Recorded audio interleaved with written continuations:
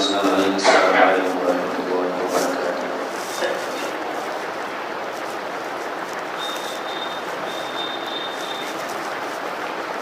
الحمد للہ رب العالمین والصلاة والسلام على سید الانبیاء والمرسلین وعلى آلہ واصحابہ الاکرمین، اما بعد فاعوذ باللہ من الشیطان الرجیم، بسم اللہ الرحمن الرحیم۔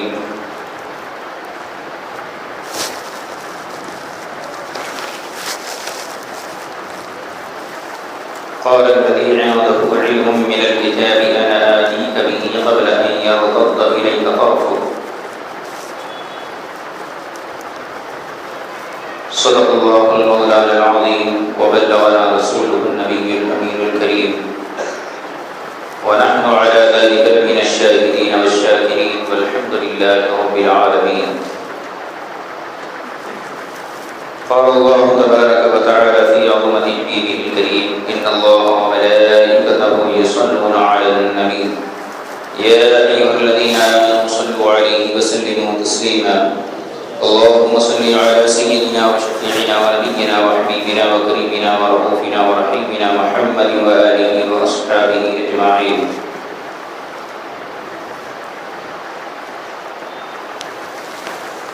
سگے درگاہ جینا شو چخائی قرب ربانی،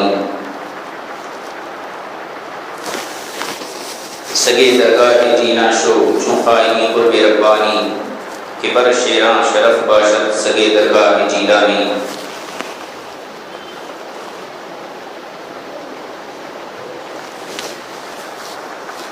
عزیزان گرامی قدر،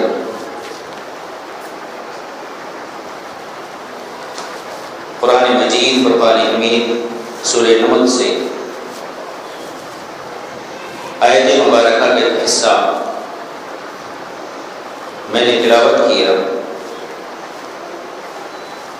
قال الذي عنده علم من الكتاب أنا آتيك به قبل أن يرتد إليك طرفك۔ اس آیت کریمہ کا پس منظر اللہ کے مقدس نبی جناب سلیمان علیہ السلام کی زندگی کا ایک اہم ترین واقعہ ہے، جس کا سراسر تعلق انسان کے ظاہر سے نہیں ہے، بلکہ انسان کی ایمانی طاقت سے اور اس کی روحانیت سے وابستہ۔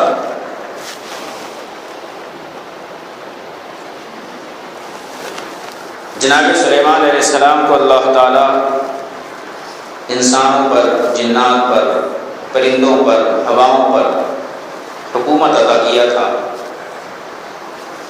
اور یہ حکومت عام انسانوں کے انتخاب یا ان کے ووٹ کے ذریعے نہیں تھی، بلکہ اللہ کے انتخاب سے یہ حکومت آپ کو ملی تھی۔ اور اللہ تعالیٰ جسے دیتا ہے اپنی مرضی سے دیتا ہے، اور جس کو جس لائق سمجھتا ہے، جو جس لائق ہوتا ہے، اس کو وہی دولت عطا فرماتا ہے۔ کسی کو اللہ دولت دیا، کسی کو غربت دیا، یہ اللہ کے فیصلے ہیں، ہمیں اللہ کے فیصلے پر راضی رہنا چاہیے۔ کوئی بادشاہ ہے، کوئی رعایا ہے، کوئی آقا ہے، کوئی غلام ہے، یہ سب اللہ کے فیصلے ہیں۔ ہم اللہ کے بندے ہیں، ہمیں اللہ کے فیصلوں کے سامنے سر تسلیم خلق کر دینا چاہیے۔ جناب سلیمان علیہ السلام اللہ کے ایک مقدس نبی ہیں۔ ہر نبی کو اللہ تعالیٰ کچھ طاقتیں عطا فرماتا ہے جو دنیا کی مادی طاقت کے لحاظ سے بہت بلند ہوتی ہیں۔ تمام انبیاء علیہ السلام کو اللہ تبارک و تعالیٰ نے کچھ معجزات عطا فرمائے ہیں، اور معجزات ایسی طاقت ہوتی ہے، نبی کا معجزہ ایسی طاقت ہوتی ہے کہ جو جسمانی طاقت سے ماورا اور مادی طاقت سے ماورا ایک چیز ہے، جو اللہ تعالیٰ نبی کی سچائی عام لوگوں پر ظاہر کرنے کے لیے اس نبی کو عطا فرماتا ہے۔ اسی طاقت کو ہم اور آپ اپنی زبان میں روحانی طاقت بھی کہہ سکتے ہیں۔ جس طاقت کا تعلق انسان کے ظاہر سے ہوتا ہے وہ طاقت مادی طاقت ہوتی ہے، اور جس طاقت کا تعلق انسان کے باطن سے ہوتا ہے، اس کی روح سے ہوتا ہے۔ بندے اور رب کے تعلق سے جو بندے کے اندر طاقت پیدا ہوتی ہے، سجدوں سے، نمازوں سے، عبادتوں سے، بڑوں کا ادب کرنے سے، غریبوں کو کھانا کھلانے سے، اچھے کام کرنے کے بعد جو ایک بندہ مومن کے اندر طاقت پیدا ہوتی ہے، اسی طاقت کو روحانی طاقت کہتے ہیں۔ اسلام میں اور دوسرے دینوں میں عبادت کرنے کے اپنے اپنے طریقے ہیں، لیکن اسلام کی خصوصیت ہے کہ اسلام کا دار و مدار ظاہری طاقت پر نہیں، مادیت پر نہیں، ظاہری حسن و جمال پر نہیں، بلکہ اسلام کی بنیاد اور مذہبی اسلام کی بنیاد روحانیت پر ہے۔ مثال کے طور پر اللہ کو ہم ایک مانتے ہیں، وحدہ لا شریک ہے، عبادت کا مستحق ہے۔ اس کا تعلق سراسر انسان کے قلب سے ہے، اس کی روح سے ہے۔ ہمارا عقیدہ ہے اللہ شکل و صورت سے بہت بلند ہے، اعضائے بدن سے بہت بلند ہے، تمام جسم و جسمانیات سے بے نیاز ہے، لیکن اس کے باوجود سب سے زیادہ طاقت اور حقیقی طاقت کا مالک وہی ہے۔ یہ اسلام کا بنیادی عقیدہ ہے۔ اللہ کو ایک ماننے کے پیچھے نہ ہماری آنکھ کو دخل ہے، نہ ہماری عقل کو دخل ہے۔ اللہ کو ایک ماننے کے پیچھے ایک روحانی طاقت ہے جو ہر مسلمان کو رسول کائنات صلی اللہ تعالی علیہ وسلم کی بارگاہ سے حاصل ہوتی ہے، اور اسی کی روشنی میں ایک بندہ مومن ساری زندگی اللہ کو ایک مانتا ہے۔ قبر ہے، حشر ہے، فرشتے ہیں، جنت ہے، دوزخ ہے، یہ تمام چیزیں وہ ہیں جس سے ظاہر کا کوئی تعلق نہیں ہے۔ ان چیزوں کو ہم اپنی آنکھوں سے نہیں دیکھ سکتے، اپنی عقل کے پیمانے پر انہیں سمجھ نہیں سکتے۔ یہ وہ چیزیں ہیں جو روحانیت سے تعلق رکھتی ہیں، جن کا سراسر تعلق انسان کے دل سے ہوتا ہے۔ یہی وجہ ہے کہ صرف زبانی کلمہ پڑھنے سے انسان مسلمان نہیں ہوتا۔ کسی نے زبان سے کہہ دیا اشہد ان لا الہ الا اللہ واشہد ان محمدا عبدہ ورسولہ، صرف زبان سے اگر آدمی کہہ دیا تو زبان چلنے سے آدمی سچا مسلمان نہیں ہوتا۔ کیوں؟ اس لیے کہ ایمان کا تعلق انسان کے قلب سے ہے، انسان کے دل سے ہے۔ جب تک آدمی دل سے اس کی تصدیق نہیں کرتا، دل سے جب تک نہیں مانتا، اس وقت تک آدمی کو مومن نہیں کہا جاتا۔ منافقین میں اور مسلمانوں میں یہی فرق ہے۔ منافق زبان سے کلمہ پڑھتے تھے، دل میں کلمے کا یقین نہیں تھا۔ زبان سے اللہ کو ایک بولتے تھے، دل میں اللہ کی وحدانیت پر، رسول پاک صلی اللہ علیہ وسلم کی رسالت کا یقین نہیں تھا۔ تو یہی وجہ ہے کہ ایمان بھی دل کی تصدیق کا نام ہے۔ تو اگر غور کرتے چلے جائیں تو اسی طریقے سے تمام اسلام کے اکثر احکام اور عقائد و نظریات، ان سب کا تعلق انسان کے باطن سے ہے، اس کی روحانیت سے ہے، اور یہ روحانیت آدمی کے اندر کثرت عبادت کی بنیاد پر آتی ہے۔ اللہ کی عبادت اور بندگی بندہ جتنی زیادہ کرے گا، اللہ تعالیٰ اس کی روح کو اتنا ہی لطیف بنا دیتا ہے۔ جب ہم اور آپ سوتے ہیں، سونے کی حالت میں بندہ کوئی گناہ نہیں کر سکتا، اس لیے اللہ تبارک و تعالیٰ روح کو اس کی طاقت عطا فرماتا ہے۔ ہم خواب دیکھتے ہیں سونے کی حالت میں، اور خواب میں ہمیں وہ چیزیں بھی نظر آتی ہیں جو بعد میں ہونے والی ہیں، لیکن وقت سے پہلے وہ چیزیں ہمیں خواب میں نظر آ جاتی ہیں۔ تو ایک بندہ مومن جتنی دیر گناہ نہیں کرتا تو خواب میں اللہ تعالیٰ غیب کے پردے اس کے سامنے سے ہٹا دیتا ہے۔ وہ سمجھے یا نہ سمجھے یہ الگ چیز ہے، لیکن غیب کی باتیں، وہ چیزیں جو انسان زندگی میں نہیں دیکھ سکا، خواب کی حالت میں وہ چیز دیکھ لیتا ہے۔ کیا ایسا نہیں ہوتا کہ آپ کبھی مدینہ شریف نہیں گئے، فرض کر لیجیے خواب میں آدمی مدینہ منورہ کی زیارت کر لیتا ہے۔ یہ زیارت کس نے کی؟ آپ کی آنکھیں تو بند ہیں، آپ کے پیر اپنی جگہ پر ہیں، نہ آپ چلے ہیں، نہ اٹھے ہیں، نہ بولے ہیں۔ یہ مدینہ پاک، رسول پاک کے شہر کی زیارت آپ کی روح نے کی۔ تو اللہ تبارک و تعالیٰ کا یہ فضل و کرم ہے کہ بندہ مومن پر اللہ تعالیٰ اتنا احسان فرماتا ہے کہ جب مسلمان سوتا ہے تو غیب کے پردے اس کے لیے ہٹا دیے جاتے ہیں اور وہ چیزوں کا ادراک کر لیتا ہے جس کا عام انسان اپنی آنکھوں سے ادراک نہیں کر سکتا، جس کو دیکھ نہیں سکتا، سمجھ نہیں سکتا۔ تو روحانیت ہمارے دین کی اصل بنیاد ہے۔ اگر آپ غور کریں تو اسلام کی ترقی کے پیچھے بھی ہماری ظاہری طاقت کار فرما نہیں ہے۔ جنگ بدر سے لے کر صلاح الدین ایوبی کی الغاروں تک جتنی جنگیں ہوئیں اور جتنے میدان کارزار برپا ہوئے، ان میں مسلمانوں کی تعداد ہمیشہ کم رہتی تھی۔ مسلمانوں کا اسلحہ اور اسباب جنگ مخالفین کے مقابلے میں بہت کم رہتے تھے، لیکن تاریخ گواہ ہے کہ اللہ تعالیٰ نے اس وقت بھی مسلمانوں کو کامیابی سے ہمکنار کیا جب 1000 کے مقابل 313 صحابہ اکرام تھے، اور اس وقت بھی اللہ نے مسلمانوں کو کامیابی سے ہمکنار کیا جب لاکھوں کے مقابل مسلمان ہزاروں میں تھے۔ ہماری ترقی، ہماری کامیابی اور ہماری عزت و شوکت کا مدار ہماری دولت پر نہیں ہے، ہمارے عہدے اور اقتدار پر نہیں ہے۔ مسلمان اور اسلام کی عزت کا دار و مدار اسلام کی سچائی اور اس کی روحانیت پر ہے۔ اگر آپ غور کریں تو ہر جگہ آپ کو یہی جلوہ نظر آئے گا۔ سلطان محمود غزنوی نے سومنات کے بندر پر حملہ کیا تھا۔ ایک بزرگ کی روحانی طاقت میں محمود غزنوی کو سراہا مدد فراہم کی تھی۔ جناب ابو محمد چشتی علیہ الرحمہ جو سلسلے چشتیہ کے بزرگ ہیں، انہوں نے اپنی روحانی فیض سے محمود غزنوی کو کامیابی سے ہمکنار کیا تھا۔ شہاب الدین غوری تراوڑی کے میدان میں 1 سال ہندوستان کے راجا سے جنگ لڑنے آئے، شکست کھا گئے، ہار گئے، حوصلے پست ہو گئے۔ دوسرے سال خواجہ معین الدین حسن سندری چشتی اجمیری علیہ الرحمہ نے خواب میں آ کر شہاب الدین کو بشارت دی کہ شہاب الدین اس مقام پر حملہ کیا جائے۔ شہاب الدین کے دل میں حوصلہ پیدا ہوا، ہمت بڑھی اور اپنی فوج و سپاہ کو انہوں نے بتایا کہ مجھے ایک بزرگ خواب میں آئے تھے اور انہوں نے مجھے بشارت دی ہے کامیابی کی، فتح و نصرت کی۔ تو شہاب الدین غوری نے جب دوسرے سال حملہ کیا، اللہ تعالیٰ بڑی نواز کے سہارے سے ان کو کامیابی عطا فرمائی۔ ہر بادشاہ کی کامیابی کے پیچھے کسی صاحب ولایت کی روحانی طاقت کا فرما ہوتی ہے۔ ہندوستان دکن کے اندر اورنگزیب عالمگیر نے اپنے خیموں کو یہاں گاڑ دیا تھا۔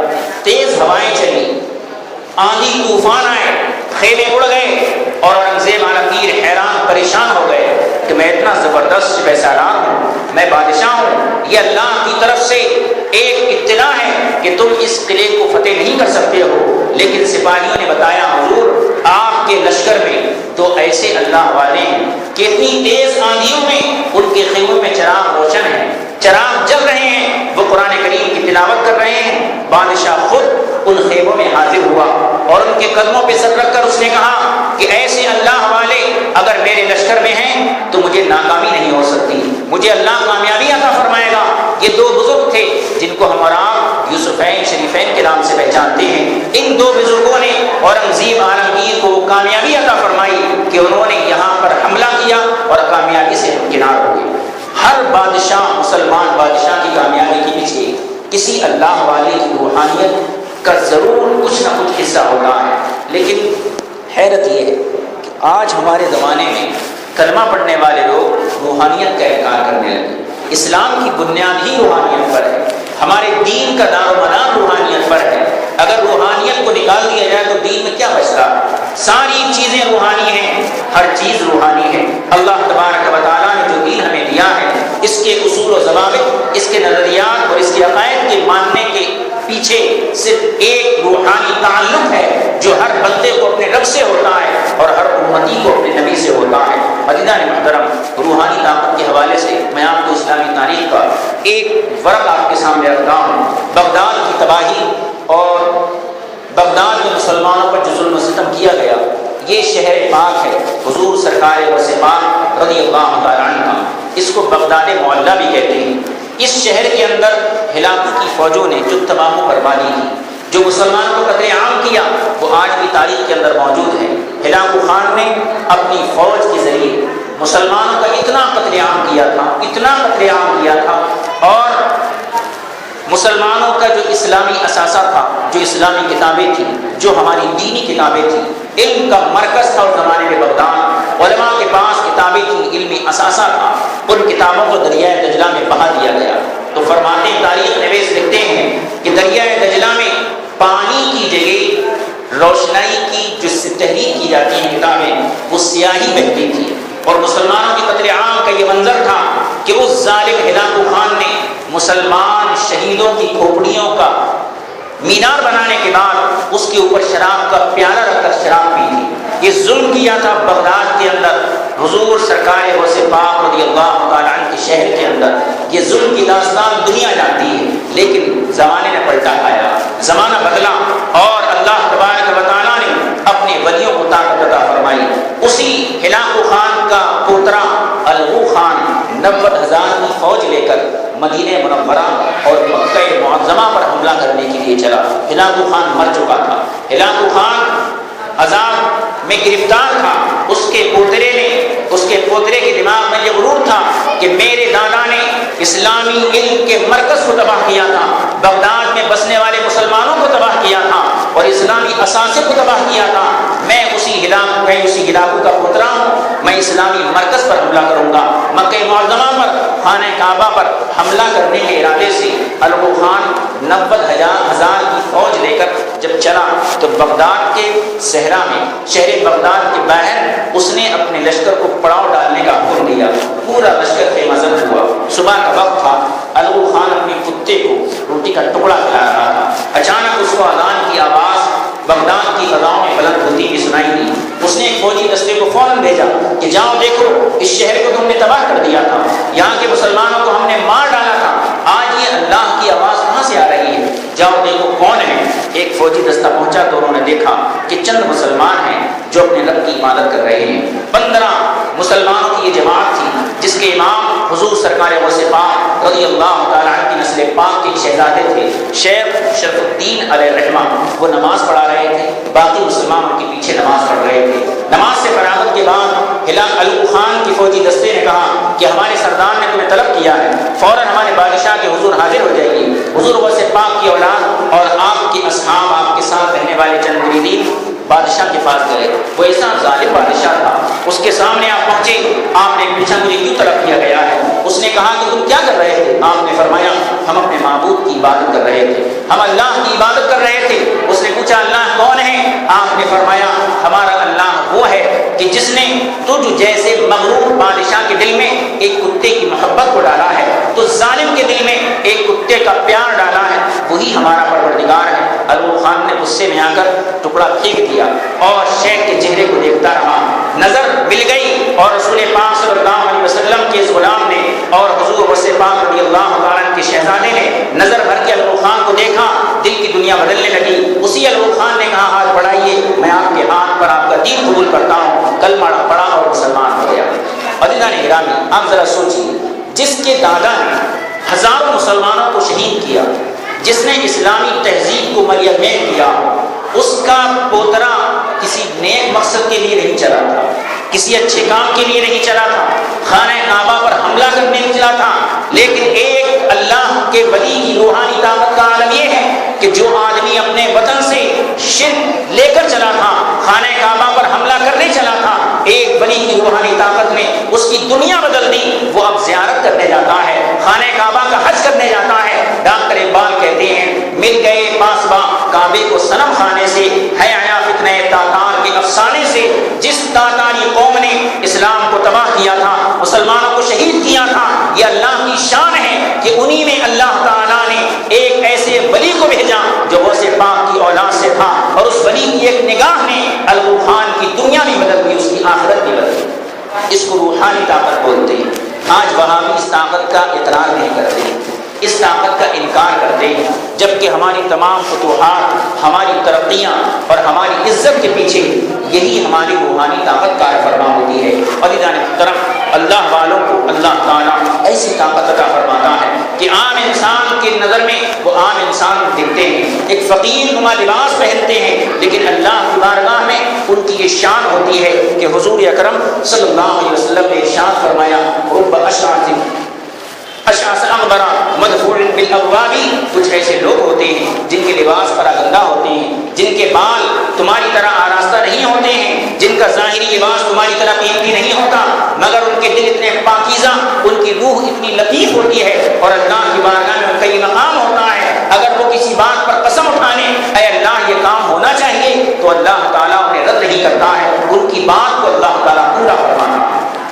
اللہ والوں کی روحانیت نے مسلمانوں کو عزتیں دی ہے، مسلمانوں کو وقار دیا ہے، مسلمانوں کو جینے کا حوصلہ دیا ہے۔ یہی اللہ والے کے جب تک ماننے والے دنیا میں تھے اور اکثریت الحمدللہ آج بھی ان کی ہے جو اولیاء کرام کو مانتے ہیں، لیکن کچھ بدعقیدے پیدا ہوئے جنہوں نے اس امت کو اولیاء کرام سے دور کرنے کی کوشش کی، روحانیت کا انکار کرنے لگے، کرامتوں کا انکار کرنے لگے، اولیاء کرام کے تصرفات اور ان کے کمالات کا انکار کرنے لگے۔ اس کا نتیجہ یہ ہوا کہ آدمی نماز پڑھنے کے بعد بھی بزدل ہے، روزہ رہنے کے بعد بھی آدمی بزدل ہے، زکات نکالنے کے بعد بزدل ہے، بے حیا ہے۔ حیا کہاں آتی ہے؟ ایمان سے آتی ہے۔ حیا رسول پاک کی محبت سے آتی ہے، طاقت رسول پاک کی محبت سے آتی ہے اور یہ